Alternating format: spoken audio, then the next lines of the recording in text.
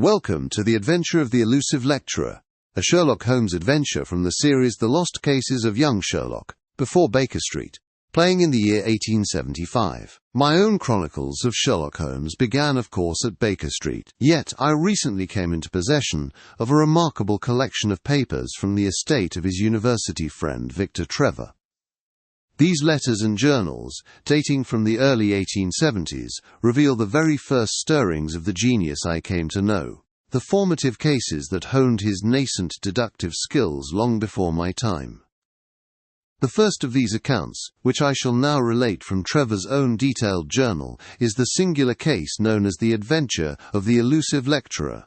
Chapter 1. The October rains had settled over the university with a grim determination, and the steady drumming against the window panes of our shared lodgings was a constant, lulling companion. Within, a cheerful fire crackled in the grate, casting dancing shadows upon the towering stacks of books and the chemical apparatus that cluttered my friend's side of the room. Sherlock Holmes himself was folded into his armchair, a thin plume of smoke rising from his pipe as he stared into the flames, lost in some intricate problem of his own devising. I was attempting to make sense of my jurisprudence notes when our evening's peace was shattered. A sudden, frantic pounding echoed from our stout oak door, a sound far removed from the polite knock of a fellow student. Before I could rise, the door was flung open with a crash, and two figures stumbled into the room, bringing with them a gust of wind and the spray of cold rain that made the fire hiss in protest. The first was Professor Finch, a man whose life was ordinarily measured in quiet lectures and dusty tomes. His face was now ashen, his spectacles askew.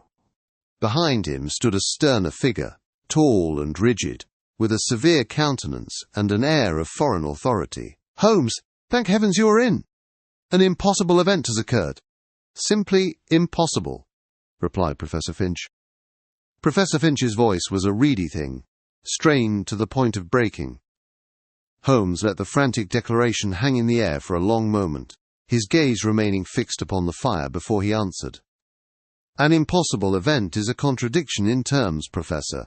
Pray, take a seat, and lower your voice. You are alarming the very molecules in the air," Sherlock Holmes responded. Holmes continued, gesturing with his pipe stem towards the second man, who was dripping water onto the rug.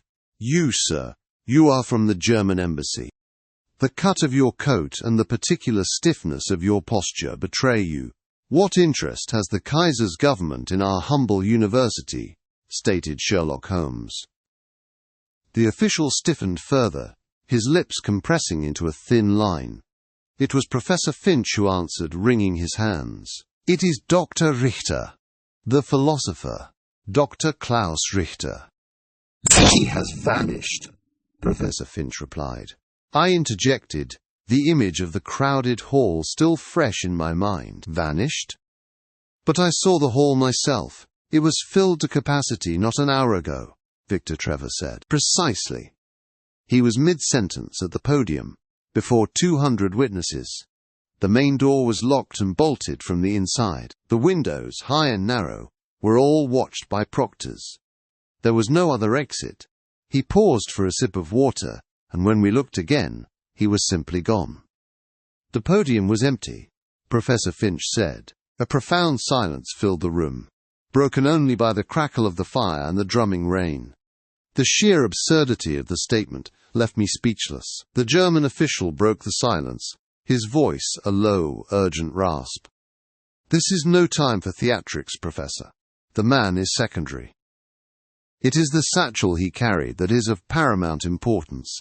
State secrets, Mr. Holmes. Documents that cannot be allowed to fall into the wrong hands," replied Herr Friedrich von Hess. At the mention of state secrets, a flicker of genuine interest finally appeared in Holmes's eyes.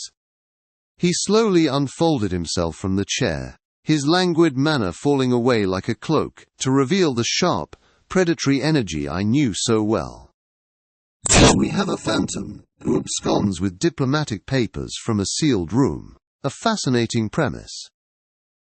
Tell me, Professor, what were the lecturer's final words before this miraculous departure?" Sherlock Holmes pointed out. He was speaking of the duality of identity.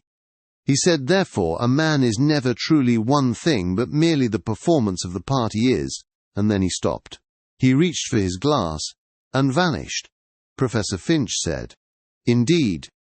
A performance. It seems your Dr. Richter gave a more literal demonstration of his philosophy than anyone anticipated. Trevor, fetch our coats. It appears our quiet evening is at an end," stated Sherlock Holmes. His voice held a new, decisive edge that sent a thrill of anticipation through me. He turned to our agitated guests. "We must see this stage for ourselves. There is no such thing as an impossible crime, gentlemen, only a failure of observation. Lead the way," stated Sherlock Holmes. The hansom cab rattled over the ancient cobblestones of the University Quarter, its rhythmic clatter a stark contrast to the agitated silence within. Beside me, Victor Trevor twisted his gloves, whilst Professor Finch stared blankly at the passing Gothic facades, her face a mask of academic bewilderment. Only Holmes seemed at ease, his keen eyes darting from side to side, absorbing every detail of the approach, as if the very architecture might offer him a clue. We were met at the entrance to the lecture hall by a stout, red-faced man, whose uniform was stretched taut across his considerable girth. The heavy oak door groaned on its hinges as he admitted us into the cavernous space beyond. The air inside was cold and still, carrying the faint, dry scent of old paper and chalk dust. Our footsteps echoed unnervingly from the high, vaulted ceiling. "Constable Grimshaw, at your service. Though I fail to see what requires the attention of a man from London. This is a university matter, Mr. Holmes. A prank, I'll wager, or the poor fellow simply took fright and bolted," said Constable Grimshaw. His voice was a low rumble, thick with a profound and irritating sense of certainty.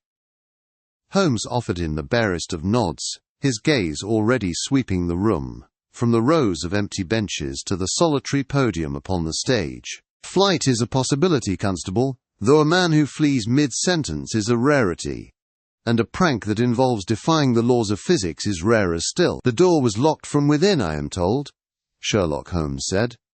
Professor Finch's voice trembled slightly. "Indeed. I checked it myself, and the windows were all watched by my senior proctors. No one entered or left after the lecture began," Professor Finch answered. He gave a dismissive snort. "There's always a trick, a hidden panel, a loose floorboard. These old buildings are full of them. We've searched, of course. Found nothing. He'll turn up in a tavern by nightfall, with a tall tale to tell, you mark my words," Constable Grimshaw replied. Ignoring the constable entirely, Holmes strode towards the stage. He did not walk upon the stage itself, but rather circled it, his head bowed low like a naturalist examining a peculiar specimen. He produced his pocket lens and dropped to one knee, bringing his face so close to the polished floorboards that his breath misted upon their surface. The only sounds were the faint scrape of his magnifying glass against the wood, and Grimshaw's impatient shifting of weight from one foot to the other. His voice was sharp, cutting through the silence. "Interesting. Watson, come here. Tell me what you see at the base of this lectern," deduced Sherlock Holmes. I joined him, and peered at the spot he indicated. There, marring the dark varnish of the lectern's stout leg, was a fresh, deep scratch, a stark sliver of lighter wood exposed beneath the surface. "It appears to be a recent gouge, Holmes," remarked Dr. John Watson. "Precisely. A deep one, suggesting significant force. And yet, where is the splinter? Where is the dust from such an impact? The floor here is immaculate. The cleaning staff are to be commended, but not even they could remove evidence that was never present," Sherlock Holmes observed sharply. The constable grumbled, his patience clearly exhausted. "A scratch, Mr. Holmes. We are hunting for a vanished man, not inspecting the furniture for wear and tear," Constable Grimshaw answered. Holmes rose to his feet in a single, fluid motion, and I saw in his eyes the familiar glint of triumph that meant the game was afoot. He paid the constable no mind, instead turning his attention to our friend, Trevor.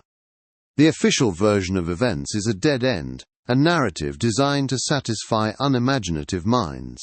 I require a more chaotic perspective. Trevor, you mentioned a student organization was in attendance. A club of amateur investigators, deduced Sherlock Holmes. Why, yes. The Dilettante Detectives Club. A dozen or so of them sat right in the front rows. They never miss a spectacle, said Victor Trevor.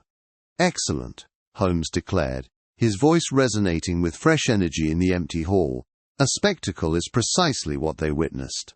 It is their contradictory and embellished accounts I wish to hear next. An honest man's testimony is often useless, but in the vanity of a dozen dilettantes we may find the truth, Sherlock Holmes pointed out. Leaving the chilling silence of the lecture hall, Holmes led me not back towards the street, but down a panelled corridor to a set of heavy oak doors. From within, we could hear the low, excited murmur of many voices, punctuated by the scrape of a chair on the polished floorboards. This, it transpired, was the common room where the university's self-styled Dilettante Detectives Club had been asked to assemble. The air inside was thick, with the scent of leather-bound books and pipe tobacco. A dozen young men, all earnest and affecting an air of profound gravity, ceased their chatter as we entered. They sat perched on worn Chesterfield sofas and wooden chairs, their faces a mixture of apprehension and thrilling importance. A gasolier hissed softly overhead, casting a warm, flickering light upon the scene. Gentlemen, I am Sherlock Holmes. I am told you were all present at Dr. Richter's abbreviated lecture. I require your assistance not in formulating theories, but in the simple art of observation, replied Sherlock Holmes. A portly young man with a confident, booming voice, whom I learned was the club's president, was the first to speak. Of course, Mr. Holmes. We have been discussing it at length. I, for one, was seated in the third row and had an excellent view. Dr. Richter was a man of some 50 years, with a magnificent, bushy moustache, quite the Teutonic type, you understand, responded Victor Trevor. He had scarcely finished when a thinner, more anxious-looking student seated by the unlit fireplace offered a correction in a reedy, hesitant tone. Forgive me, Trevor, but I must disagree. I was quite certain the man was clean-shaven. It was his spectacles that struck me most. Terribly thick they were, like bottle glass. Arthur Finch replied. A third student snorted softly from across the room. Spectacles? Not at all. He wore a pince-nez, perched upon his nose. And I should say his moustache, far from being bushy, was a mere pencil-thin line. His hair, however, was as dark as a raven's wing, answered Reginald Davies. Dark? It was decidedly shot with grey at the temples. I saw it quite clearly when he turned towards the window, answered Victor Trevor, and so it went on, a cacophony of contradiction. No two accounts agreed. The man they described was at once tall and of average height, stout and slender, with a booming voice and a quiet, scholarly tone. I felt a headache beginning to form, for if these eyewitnesses could not agree upon the most basic features of the man they had all seen, what hope had we of discovering how he had vanished? I glanced at Holmes, expecting to see a reflection of my own frustration. Instead, I was astonished to find a bright, energetic spark in his eyes. He listened to each conflicting detail with the keen appreciation of a connoisseur, a slight smile playing upon his lips. Excellent. This is most illuminating, stated Sherlock Holmes. He addressed the bewildered assembly, his voice cutting cleanly through their murmurs. Gentlemen, you have been more helpful than a dozen photographs. Do you not see? When a score of honest men give a score of different descriptions, it proves not that their eyes have failed them, but that they have been deliberately misled. You have not described a man. You have described a walking contradiction. You have described a disguise, explained Sherlock Holmes. A stunned silence fell over the room, broken only by the gentle hiss of the gaslight. The idea, so simple and yet so profound, settled upon us all. Holmes stood abruptly, his tall frame casting a long shadow across the floor. Your memories have served their purpose, Now we must search for something more tangible. Come, Watson. We are returning to the lecture hall. The imposter may have vanished into thin air, but I suspect he was careless enough to leave a part of himself behind," stated Sherlock Holmes. We returned to the lecture hall the following morning. The cavernous room, which 2 days prior had been a hive of intellectual fervour, was now utterly silent save for the hollow echo of our own footsteps upon the polished floorboards. A fine layer of dust was already settling upon the tiered benches, and the low London sun, struggling through the tall arched windows, cast long, distorted shadows that seemed to hold the memory of the vanished man. "The grand stage is a distraction, Watson. It is a conjurer's misdirection." The audience looked at the spectacle, and so they saw nothing of importance, stated Sherlock Holmes. He paid no mind to the podium or the blackboard, still bearing the ghostly chalk marks of a philosophical equation. Instead, to my surprise, he dropped to his hands and knees. From his coat, he produced the large magnifying lens with which I was so familiar, and began a meticulous crawl across the floor, his hawk-like nose mere inches from the wood. "My dear Holmes, what can you possibly hope to find? The police have been over this room, as have a dozen university fellows," Dr. John Watson said. "They were looking for a man," he replied without glancing up, his voice slightly muffled. "I am looking for a fact." "Ah!" Sherlock Holmes responded. His exclamation was a sharp, satisfied sound in the quiet hall. He had stopped near the left leg of the heavy oak podium. I stooped beside him and saw what had captured his attention: a small, almost invisible smear of dark, flaky residue in a crevice between 2 floorboards. To me it was nothing more than a speck of dirt. "It is merely ash, Holmes." "A careless smoker, no doubt," responded Dr. John Watson. "Careless, yes, but whose carelessness? That is the question. Observe the texture, Watson. It is coarse, dark, and loosely packed. This is not the fine, grey, feathery ash of a quality cigar, nor the compacted dottle of a pipe," Sherlock Holmes noted. He carefully scraped a minuscule sample into a glassine envelope. Rising to his feet, a glint of triumph in his eyes, he brushed the dust from his trouser knees with a brisk, energetic motion.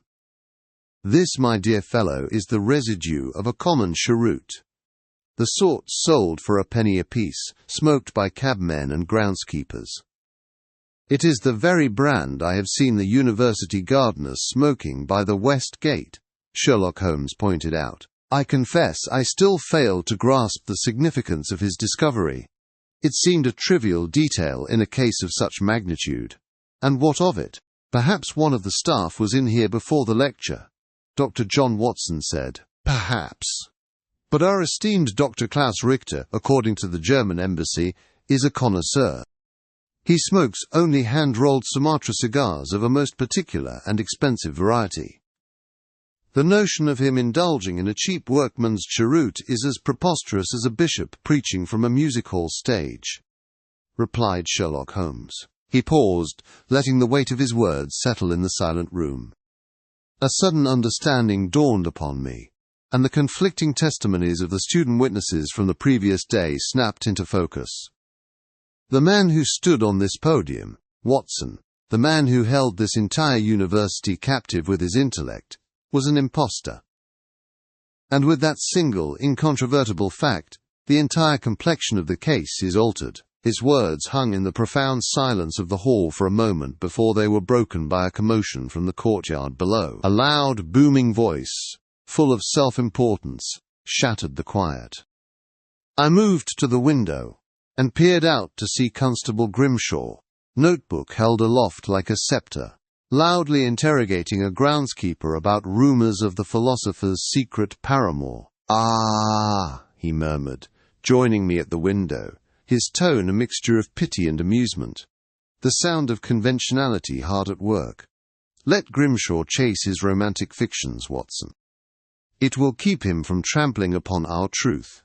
Sherlock Holmes noted, emerging from the stale air of the lecture hall into the crisp autumn afternoon. Holmes secured his lens and specimen box. The singular clue of the cheroot ash had ignited his spirit. His grey eyes, moments before lost in thought, now sharpened with a familiar, hawk-like intensity. Yet across the neatly trimmed quadrangle, a spectacle unfolded that elicited from my friend a low, weary sigh. Constable Grimshaw, helmet askew and tunic buttons straining, had cornered a university porter near a bed of late-blooming chrysanthemums. The constable's voice, a booming instrument of misplaced authority, tore across the lawn, each word a blunt assault upon the scholarly quiet. The sharp crunch of his boots on the gravel path hammered home his declarations. "Come now, Trevor, don't play the simpleton with me. A man like Richter, a foreigner with fancy ideas, doesn't just vanish. There's always a woman. Did you see him with anyone?" "A lady, perhaps, waiting in the shadows of the colonnade," replied Constable Grimshaw.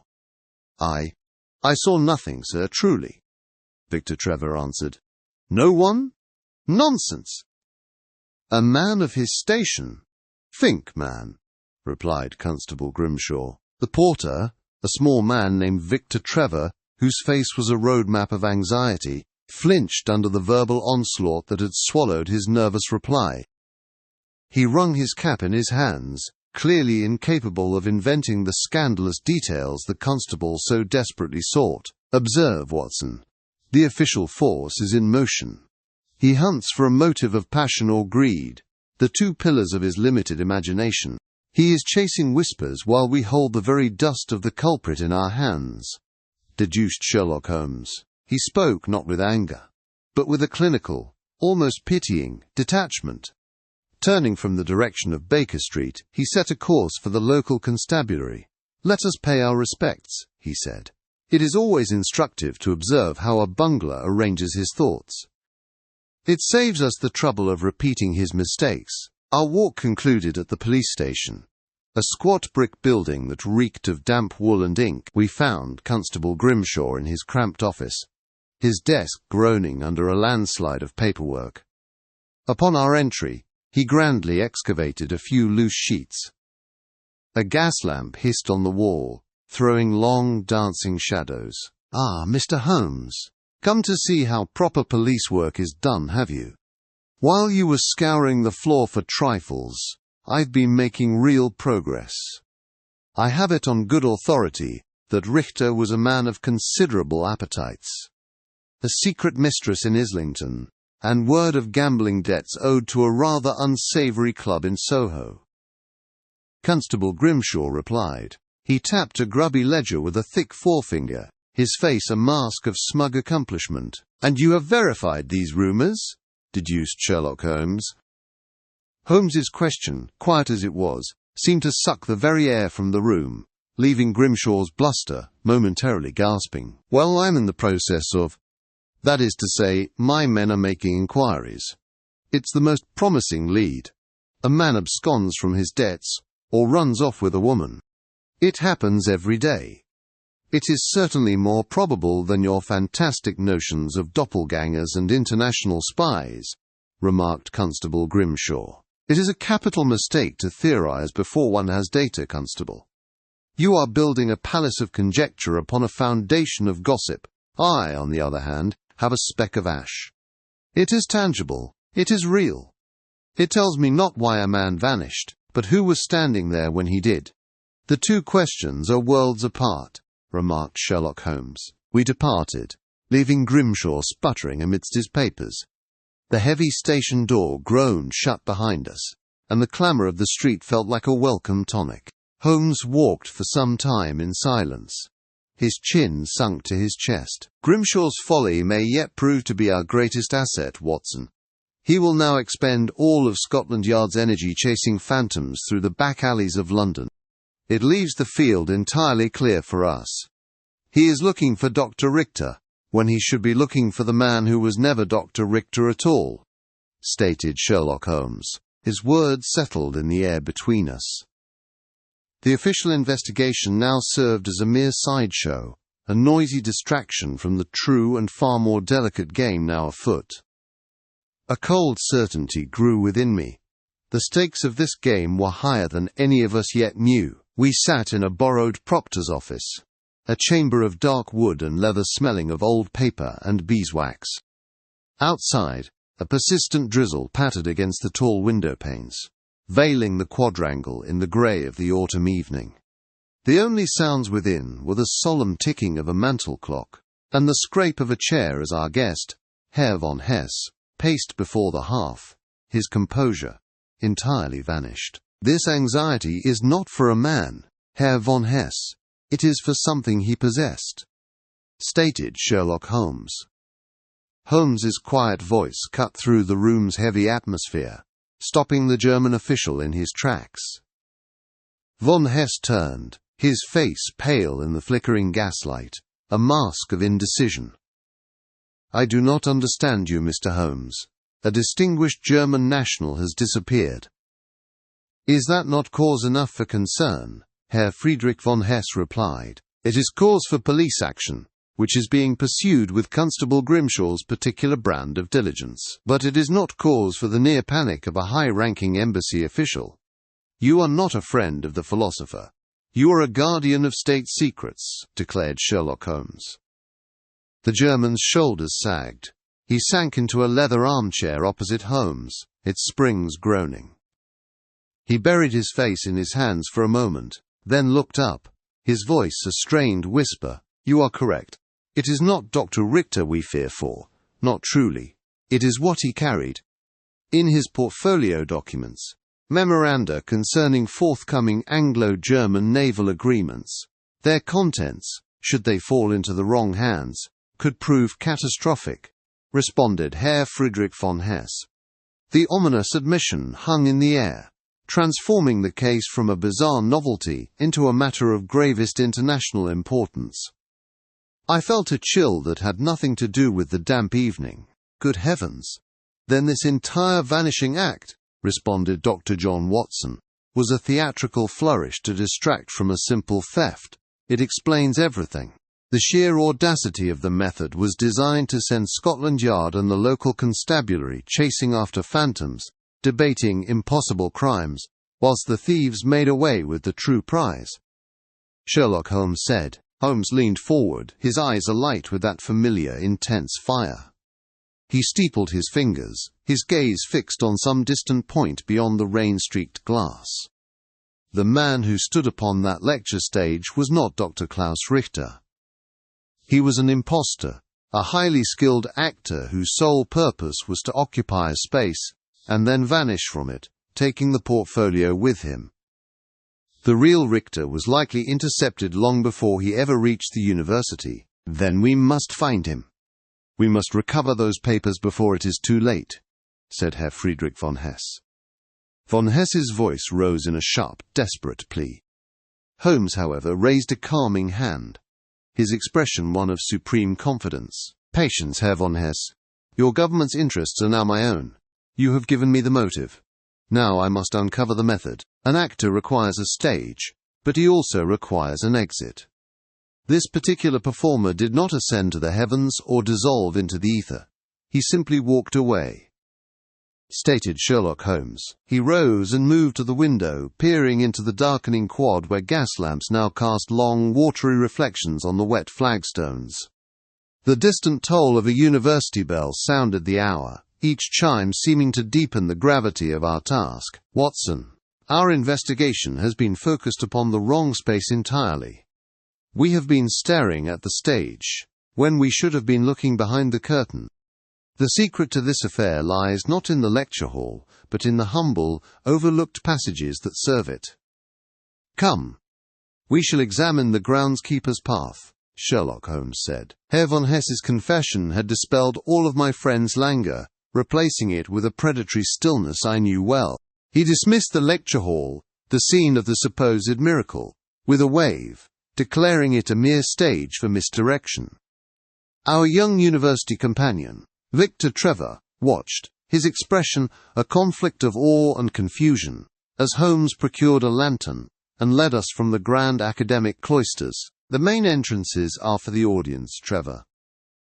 The magician, however, always has a private exit. We shall inspect the university's arteries, not its public face," observed Sherlock Holmes. His voice, sharp and incisive, echoed as we descended narrow stone steps into the service corridors beneath the great hall. The air turned cool and damp, thick with the scent of wet stone and coal dust. A solitary, rhythmic drip from some unseen pipe provided a mournful percussion to our scraping footsteps on the flagstones. The lantern light cast our shadows, gaunt and dancing, against the weeping brickwork. "I cannot imagine Professor Richter ever coming down here, Mr. Holmes.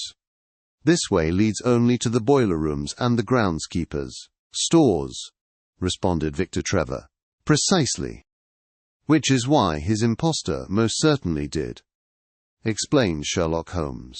Trevor fell silent, the implication dawning on his face. Holmes forged ahead, his hawk-like gaze missing nothing, dissecting every shadow and crevice. He paused at a junction, tracing a line through the thick dust on a disused water pipe before proceeding. Our subterranean exploration led us at last to a heavy, iron-strapped oak door, unmistakably a service exit long neglected. "This door opens onto the east grounds, does it not?" "Near the rhododendron walk." "Why, yes it does. But it is kept bolted from this side," said Victor Trevor. Holmes offered a thin smile, and, with some effort, drew back a heavy, well-oiled bolt. The door groaned open, admitting a sliver of grey afternoon light and the scent of damp earth. On the muddy path beyond I could just discern the faint, almost obliterated outlines of footprints. Holmes, however, ignored them, dropping suddenly to one knee, his hawk-like profile mere inches from the door's threshold. "Ah! What have we here?" Sherlock Holmes pointed out. He produced his pocket lens and carefully teased a small object from the splintered wood of the door jamb. Rising, he held it in his palm for our inspection under the lantern's glow. It was a simple brass button, the type common to a uniform, with a telltale scrap of coarse, dark green wool still caught in its shank. "A button? Holmes, what can this possibly signify?" Dr. John Watson added. A triumphant gleam lit his eyes. He turned the small piece of metal over in his palm, a thin smile of absolute certainty touching his lips. "It signifies everything, my dear Watson. It is the final link. Our phantom philosopher did not dematerialize. He simply walked down a corridor, shed the skin of a German academic, and donned that of a humble university groundskeeper, a disguise that would render him utterly invisible. In his haste to depart through this very door, his jacket must have snagged, leaving us this most eloquent souvenir," declared Sherlock Holmes. He snapped his hand shut over the button, the metallic click final. The Pasha saw how of the escape was solved. I could see in his focused gaze that his mind was already racing ahead, intent on the far more pressing question of where. We had returned to my own modest university lodgings, which now served as Holmes's temporary headquarters. Outside, the evening bells of Cambridge began to chime, their solemn notes muffled by the thick drapery. A cheerful fire crackled in the hearth, casting long, dancing shadows upon the walls now covered in Holmes's meticulous charts. He stood before the blaze, a torn button from the groundskeeper's coat held delicately between his thumb and forefinger. But Holmes, a button. What can this truly tell us? "The man vanished from a locked room," remarked Victor Trevor. My frustration was palpable, but Holmes merely turned from the fire, his grey eyes glinting with an almost feral intensity. "He did not vanish, my dear Trevor. That is the fundamental error upon which all of Scotland Yard's meagre efforts have foundered. He simply walked out," declared Sherlock Holmes. "Walked out? Through a locked door? It is impossible," Victor Trevor said, "because you persist in believing the man on that stage was Dr. Klaus Richter. He was not. He was an actor, and a consummate one at that," Sherlock Holmes pointed out. "An actor? But the resemblance, the depth of knowledge, it was perfect, replied Victor Trevor. Was it? Consider the contradictory evidence. One witness claims his accent was thick, another that it was barely perceptible. One recalls a nervous tic, another a man of iron composure. These are not failures of observation, my dear Trevor. They are the hallmarks of a performance that could not be perfectly maintained, Sherlock Holmes observed sharply. He paced before me, his movements sharp and precise, like a fencer testing his blade. Then we have the matter of the tobacco. The coarse, dark ash I collected from the floor was from a cheap cheroot, the kind smoked exclusively by the university groundskeepers, replied Sherlock Holmes. He paused, letting the seemingly trivial detail hang in the air between us. A groundskeeper's cheroot? What of it? Perhaps one of them was in the hall before the lecture, responded Victor Trevor. A plausible theory were it not for one crucial fact our friends at the German embassy have confirmed. The true Dr. Richter is a vehement anti-tobacconist. The man on that stage was an imposter, Sherlock Holmes responded. The simplicity of it was breathtaking. The impossible puzzle dissolved into a common crime of substitution and disguise. In that instant, the focus of the entire investigation shifted, the air in the room growing colder, heavier. My heavens! Then the real Dr. Richter, Victor Trevor replied, is precisely the question we must now address. The how is a solved trifle. It is the where that matters. These men, who orchestrated this charade, have the genuine article stowed away somewhere, likely close at hand. They believe themselves safe, their trick having baffled all inquiry. Sherlock Holmes responded. He moved to the door and opened it. A scrawny boy of no more than 14, with a sharp, intelligent face and clothes that were a patchwork of repairs, stood waiting on the threshold. The sounds of the bustling university street, the clatter of hooves on stone, the distant cries of vendors, the murmur of student voices, briefly filled our quiet room. Wiggins, I have a task for you and your irregulars. A rumour must be spread, declared Sherlock Holmes. The boy Wiggins gave a curt nod, his eyes fixed on Holmes with unwavering attention. I want a whisper to become a roar. Let it be known in every tavern and alley from here to the docks that the German philosopher has been found, wandering in a daze near Regent's Park. He is addled, but alive. See that the news travels fast, and with conviction, Sherlock Holmes pointed out. It'll be gospel by midnight, Mr. Holmes, Wiggins said. With another quick nod, the boy was gone, melting back into the evening crowds as swiftly as he had appeared. Holmes closed the door, shutting out the city's clamour once more. He turned to me, a thin, predatory smile touching his lips. If our culprits believe their prize is about to be discovered, they will have no choice but to move him. And when they do, we shall be waiting to offer our assistance, observed Sherlock Holmes. He said nothing more but stood gazing into the fire as if he could see the events of the coming night playing out within the flames. The trap was set, the bait laid. Now, all that remained was the waiting. Of all the curious positions in which my association with Sherlock Holmes had placed me, I can recall few less comfortable than our vigil in that university cellar. The air was thick with the ghosts of forgotten chemicals and the biting scent of damp stone. A single gas lamp, turned low, cast our shadows as grotesque, dancing giants upon the sweating brick walls. From somewhere in the oppressive darkness, a steady drip of water marked the slow passage of time, each drop a tiny hammer, striking an anvil of silence. How much longer, Mr. Holmes? My men are positioned, but this is a fool's errand. We are chasing shadows in a rat's nest, remarked Constable Grimshaw.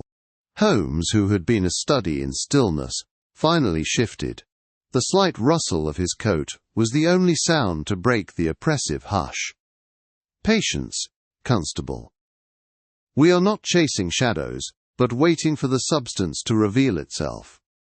You wonder why this particular cellar, out of the dozens honeycombing these grounds," Sherlock Holmes said. Young Trevor, crouched beside me, leaned forward, his eagerness almost palpable. "You recall the button I recovered from the lecture hall floor. You dismissed it as common. And so it was. But what clung to it was most uncommon. Not merely soil, Constable, but soil mixed with a fine chalky powder. A specific lime-based scouring agent which, upon my inquiry I discovered, is used for one purpose alone in this entire university: to scrub the corrosive spills from the floors of the old chemistry wing's sub-basement. This very sub-basement," I heard Grimshaw shift his weight, a grudging sound of leather and wool. Holmes, sensing the constable's grudging acceptance, pressed his advantage. The final link was simplicity itself. The man at the lectern was no philosopher. The cheroot ash proved he was a groundskeeper. The button he dropped confirms it, linking him not only to the university soil, but to this very cellar, a place only a man with a groundskeeper's keys could access. Our false rumour of Richter's discovery has forced their hand. They believe they must move their prize tonight, or not at all. As if summoned by his words, a new sound reached us. A faint metallic grating from the far end of the corridor. It was the unmistakable protest of a heavy rusted lock being turned. We all held our breath. A sliver of light appeared under a distant door, followed by the heavy tread of several sets of boots upon the stone flags. The footsteps drew nearer, accompanied by low, urgent muttering. "Quickly now! There is no time to waste." "The carriage is waiting by the east gate," the groundskeeper said.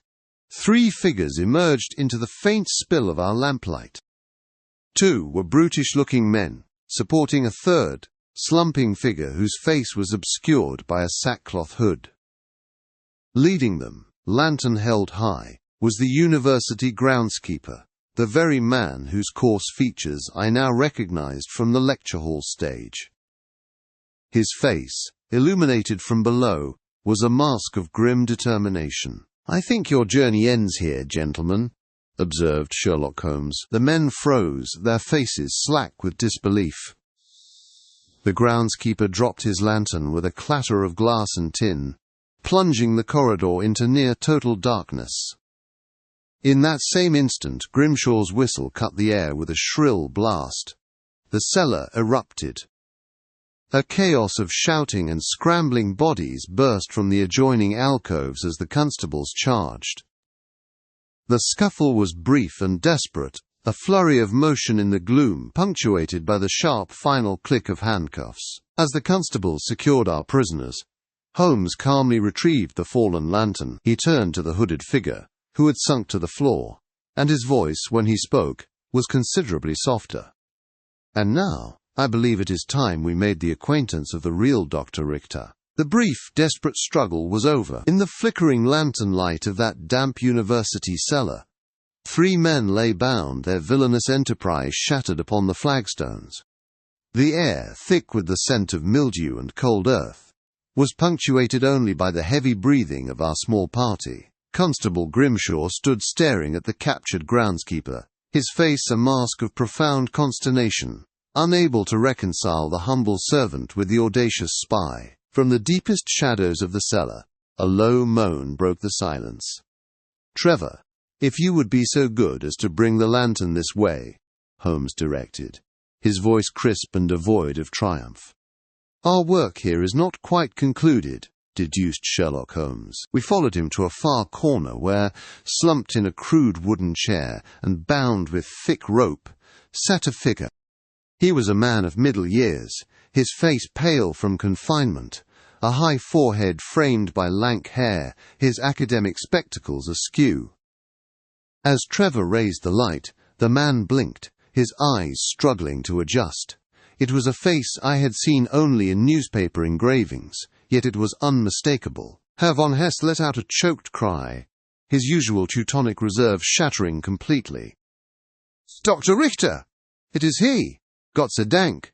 Herr Friedrich von Hess said. Holmes knelt, and with a few deft movements of his penknife, severed the ropes. The true Dr. Klaus Richter slumped forward, and I moved quickly to support him.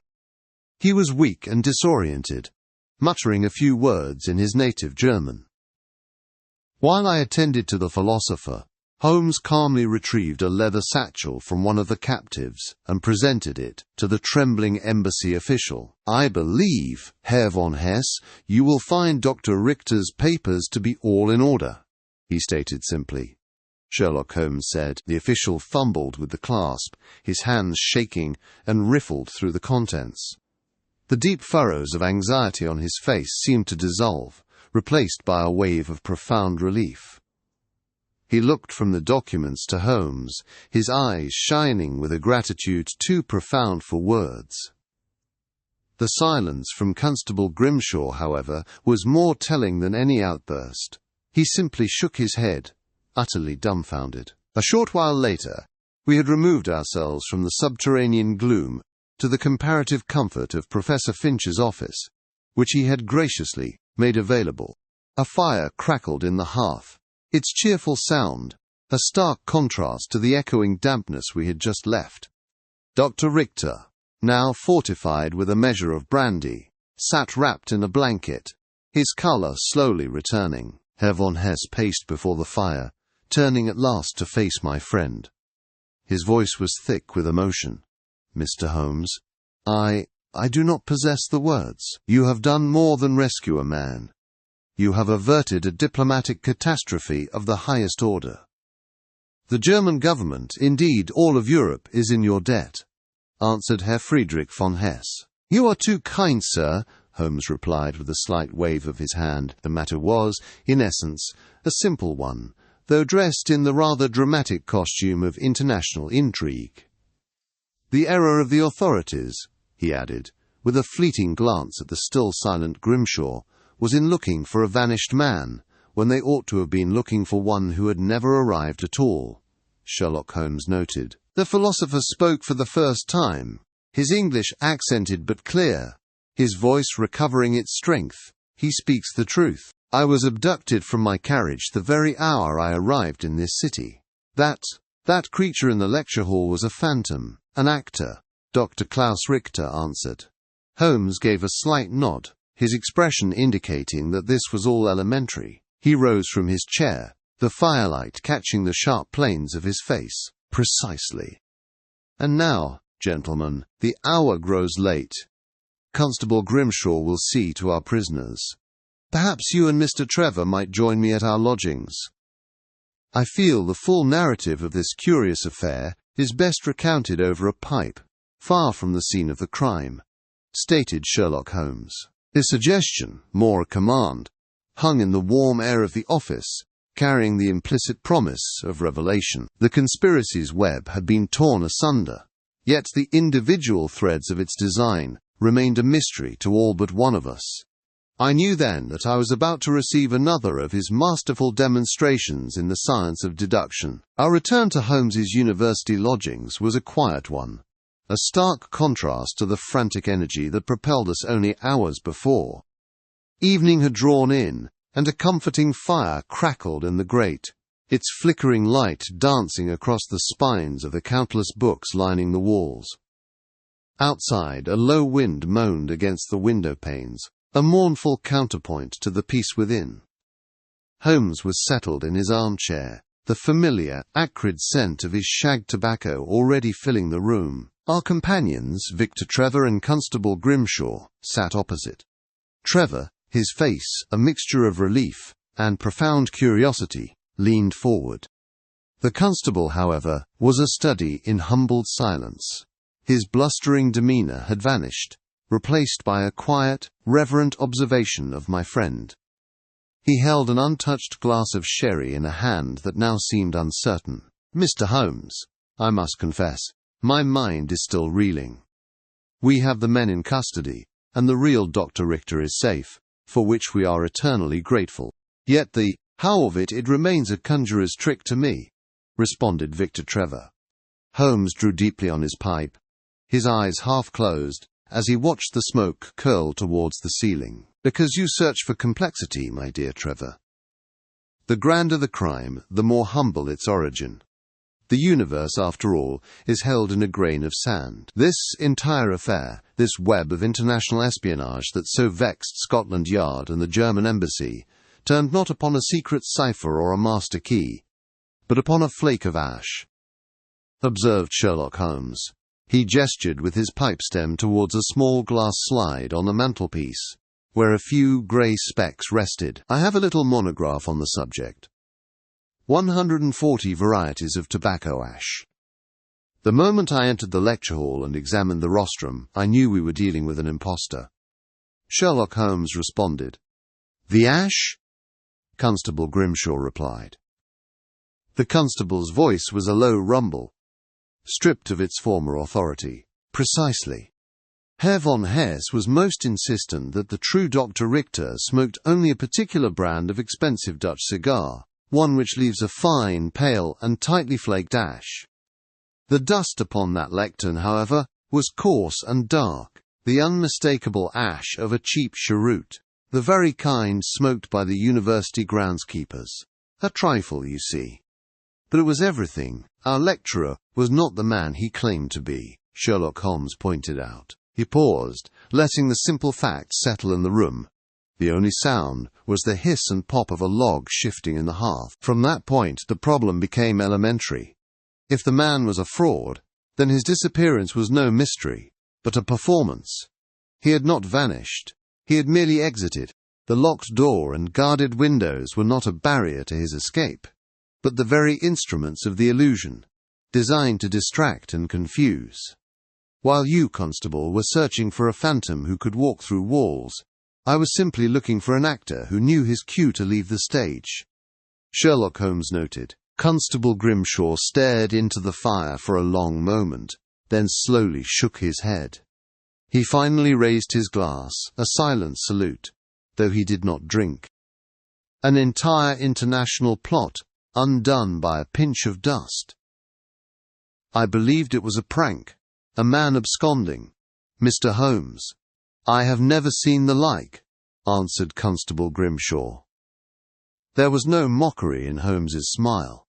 It was the smile of a master craftsman, pleased not by the applause, but by the flawless logic of his work. "It has long been an axiom of mine that the little things are infinitely the most important.